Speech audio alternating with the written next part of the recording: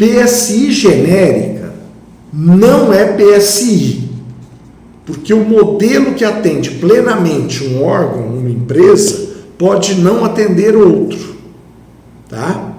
Inclusive, se você for analisar, dentro do âmbito de uma prefeitura municipal, a gente tem que ter uma PSI geral e várias outras PSIs trazendo regras específicas de setores específicos. Por exemplo, o tratamento de dados que é realizado na educação é diferente do tratamento de dados que é utilizado na área da assistência social, que é diferente do tratamento de dados que é feito na área da saúde, que é diferente do que é feito nos recursos humanos. Tá? Então, eu posso ter uma PSI geral? Pode, mas eu tenho que tratar a segurança da informação nos diversos locais de uma maneira específica. É lógico, eu não preciso ter um monte de decretinhos falando de cada local. Eu tenho um só, e aí eu coloco capítulos relacionados ao tratamento de dados em cada setor que eu estou atuando. Tá? Então, por exemplo, para você é de um jeito que você usa. Lá na assistência social, provavelmente eles usam de outra maneira. Então é exatamente isso. De acordo com a ISO IEC 27001-2013, a PSI deve ser um documento disponível, ou seja, ela não é secreto, tá? Qualquer pessoa pode acessar, tá? Inclusive o que eu tenho encontrado, quando a gente encontra essas políticas de segurança da informação, ela fica às vezes no sítio do órgão, e qualquer pessoa que quiser pode copiar lá em PDF, tá? Porque todo mundo deve conhecer, tá? Ser divulgado dentro da organização, ou seja, todos os servidores, mesmo aqueles que não fazem parte de comitê, não é encarregado, eles têm que conhecer a política de segurança da informação. Por que eles têm que conhecer? Para que eles saibam o que eles podem fazer e o que eles não podem fazer. Tá? Porque pode haver quebra de segurança onde a gente menos espera. Tá? Estar acessível para todas as partes interessadas quando apropriado. Ou seja, a pessoa pode acessar. Quem é parte interessada? O controlador, que no caso é o órgão, os titulares, tá? O encarregado, os membros do comitê, os demais servidores que utilizam base de dados, porque hoje praticamente todo mundo usa alguma base de dados.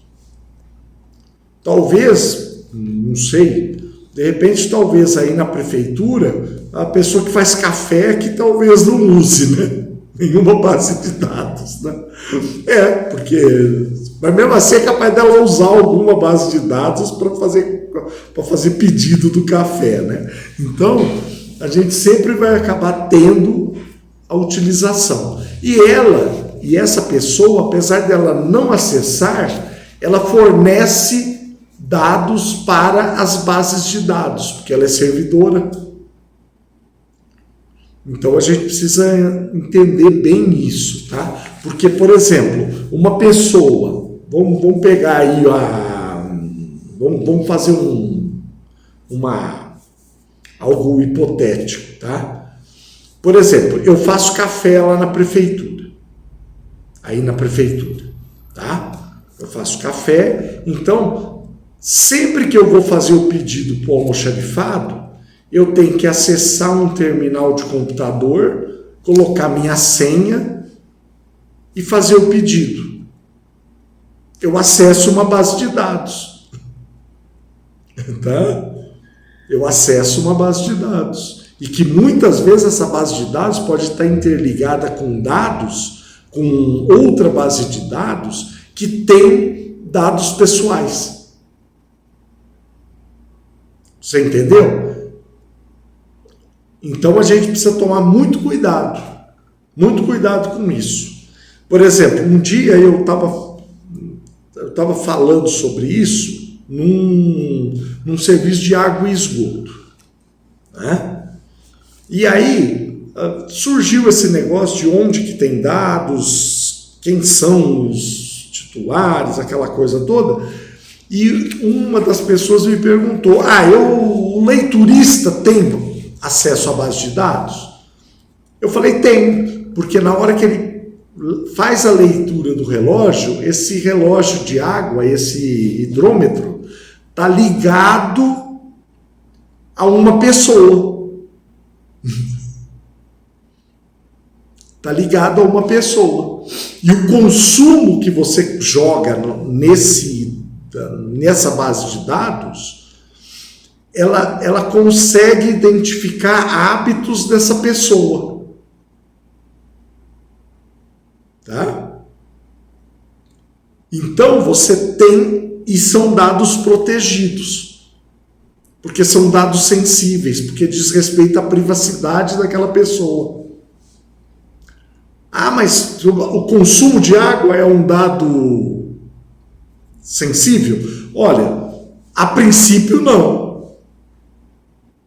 A princípio ele não é um dado sensível, tá? Só que se ele for colocado dentro de um contexto que pode ferir a privacidade, ele se torna um dado sensível. Então ele não pode ser divulgado de qualquer maneira por aí. Você entendeu como que é complexo essa questão da segurança da informação? Ela não é um negócio simples. Não é um negócio assim, eu tenho que proteger a foto, o nome e o CPF da pessoa e o número da conta bancária. Não, eu tenho que proteger ela, dela ter a privacidade dela invadida por conta de contexto onde estão os dados. Tá? Então a gente precisa entender bem isso, tá? A gente precisa, por isso que é importante ter uma política de segurança da informação bem definida em todos os órgãos públicos, para que não haja problemas com os dados que são coletados. Bem, e aí a gente tem aqui, o acesso físico e lógico, que tem o objetivo de normatizar como acontecerá o acesso às instalações da organização, bem como de estabelecer a política de controle de acesso ao ambiente computacional. O acesso remoto, por exemplo, hoje é muito comum os sistemas estarem em nuvem. Então eu posso acessar ele de qualquer lugar. Tá? Eu posso, pelo meu celular, eu acesso de qualquer lugar, tá? Então, por exemplo, vamos supor, você está lá no restaurante lá e alguém te liga, olha, eu preciso de tal informação. Você pega seu celular, entra no Wi-Fi do restaurante, tá? Entra no sistema com a sua senha, tá? E pega a informação e transmite para aquela pessoa que te pediu. Você e a pessoa são autorizados a manusear aquela informação, tá? Não há problema nenhum. Você não cometeu ilegalidade nenhuma. Só que no momento que você entrou numa rede Wi-Fi não protegida do restaurante, alguém pode ter tido acesso à sua senha. Você entendeu? Então, quando a gente fala de acesso remoto, precisa ter uma regra de como que eu posso fazer esse acesso remoto. Porque eu não posso usar qualquer rede. Porque pode ser uma rede não protegida e que as pessoas, e que tem alguém lá buscando uma brechinha para acessar alguma coisa. Que pode nem ser, ninguém está procurando a sua senha. Mas quem está monitorando essa rede pode achar que ali ele viu uma oportunidade de fazer alguma coisa. Então é exatamente isso que a gente precisa tomar cuidado. E aí, quando na política de segurança da informação, a gente define como pode ser os acessos remotos. Não é que não pode ocorrer, mas ele tem que ocorrer com uma segurança para evitar problemas de vazamento de dados. Bem, classificação e tratamento da informação, que o objetivo é determinar como se dará a classificação da informação, observando critérios de confidencialidade. Ou seja, quem pode acessar tal informação? Porque, por exemplo, eu classifico. Tem pessoas que podem olhar a informação, mas não pode alterar. Tem outros que podem olhar e alterar. Tem alguns que não podem nem olhar aquela informação. Então, e tudo isso, você dá esses acessos de acordo com a necessidade de cada atividade que a pessoa faz. Tá? Por exemplo, você tem lá uma pessoa que faz um atendimento a público. Tá? E ele precisa acessar cadastros. Ele pode acessar o cadastro, mas ele não pode alterar o cadastro. Por quê? Porque a atividade dele não diz respeito à alteração de cadastro. Então, ele entrando com a senha dele lá no sistema, a própria senha já tem aquele bloqueio de que ele não pode alterar campo nenhum da informação que ele está vendo. Tá? Então, tudo isso precisa ser bem definido. Por isso que eu falei que é muito importante ter um vínculo entre vocês e o pessoal da área de informática. Tá? Aí o tratamento de dados. No documento deverá constar orientações sobre o que são dados pessoais sensíveis e a devida forma de coleta, armazenamento, processamento e exclusão dessas informações. Também deverá constar o fluxo de vida dos dados dentro da organização, ou seja, vincular a PSI na tabela de temporalidade. Ou seja, quanto tempo essas informações vão ficar guardadas. Tá? Liberação de acesso e senhas, que eu acabei de falar a questão da senha.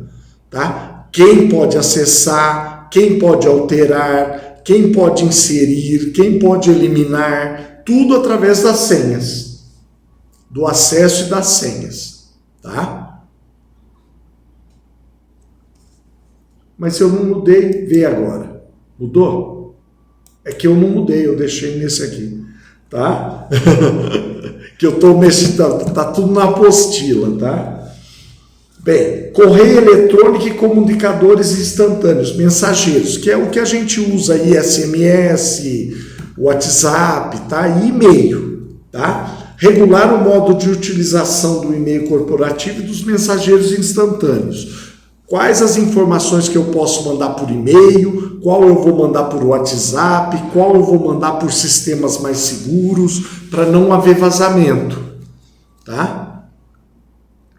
Então, a gente tem, por exemplo, não utilização de equipamentos pessoais, tá? Usar só os equipamentos corporativos e dentro daquela normalidade de uso.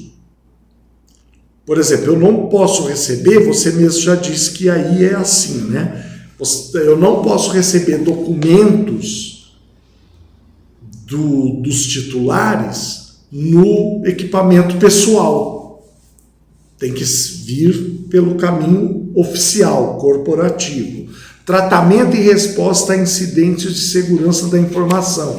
Por exemplo, se houver algum incidente de segurança, tipo um vazamento, que seja acidental ou mesmo ilícito, como que eu faço a resposta a isso? Quem é o responsável por isso, por resolver esses problemas, tá? E como deve atuar os servidores e os demais agentes públicos diante do incidente de vazamento de dados? Porque pode ocorrer, tá? Não é impossível. Os recursos computacionais, o uso aceitável, ou seja, uma coisa muito importante, mas isso é muito importante mesmo, tá? Por exemplo, onde você, no computador do órgão, o que você pode acessar e o que você não pode acessar, tá? De preferência que ele seja usado exclusivamente para o trabalho e não para atividades pessoais.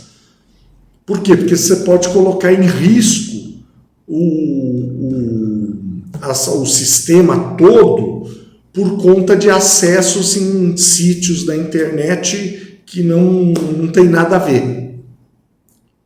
Né? Porque, olha, não é alarmismo, mas a internet, dependendo de onde você entra, você abre o seu computador para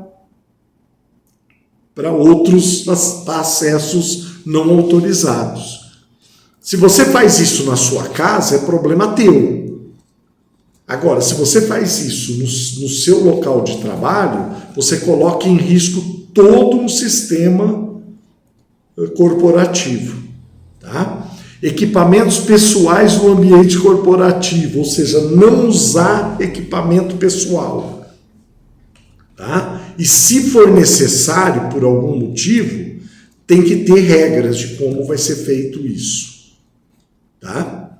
Por exemplo, eu prestei serviço numa empresa de grande porte em São Paulo, e eu usava o meu notebook na internet deles, mas era uma internet específica para visitantes. Eu não podia acessar a internet dos funcionários. E eu era um prestador de serviço, eu tinha contrato, tudo, mas não podia. E estava até no meu contrato que eu não podia acessar isso. Por quê? Porque o meu equipamento é um equipamento meu, pessoal, para não ter problema no sistema deles. Tá? Eu tinha até a minha senha, que era uma senha específica para eu acessar a internet deles, mas sem entrar no sistema da empresa que eu prestava serviço. Era para eu trabalhar ali. E tudo que eu produzia eu tinha que mandar através de e-mail. E aí era um e-mail específico para eu transmitir aquelas informações, por causa da questão da segurança. Tá? Proteção contra códigos maliciosos. Estabelecer diretrizes acerca de medidas a serem adotadas para coibir ameaças e códigos maliciosos de qualquer natureza. Que é aquele negócio, né, da pessoa mandar uma mensagem com um link, você clica e abre seu sistema para algum golpe, né? Então é exatamente isso. Políticas de backup, que é muito importante, ou seja, tem que ter o backup, e o backup tem que ser feito da maneira como está previsto na política de segurança da informação. Tá? E monitoramento de ativos e serviços de informação. Normatizar como se dará o acompanhamento do cumprimento das determinações contidas na política de segurança da informação e seus anexos. Ou seja, vocês vão falar como que vocês vão fiscalizar as pessoas que trabalham com as bases de dados, tá bom? Isso é muito importante. Alguma dúvida? Quer fazer algum comentário? Tá tudo ok? Então tá bom.